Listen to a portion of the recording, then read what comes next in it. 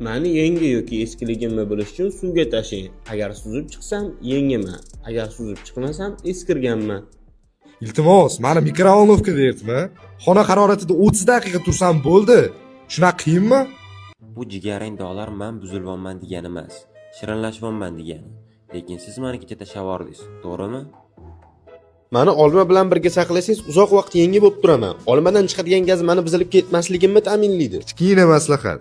Kesilgandan keyin mani muzlatgichga qo'ying.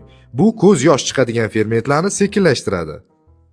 Mani bu plastik paketdan chiqar. Men nafas olishim kerak. Qog'oz sochiqni konteynerga solib saqlasangiz, qarsildoq bo'lib turaman.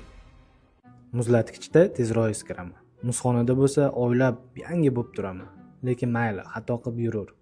Mani plastik paketga o'rash bu yaxshi fikr emas. Pergament qog'ozga o'rasangiz havo kiradi va men uzoqroq yaxshi holatda turaman. Lekin menga nima ham bilasan deysiz?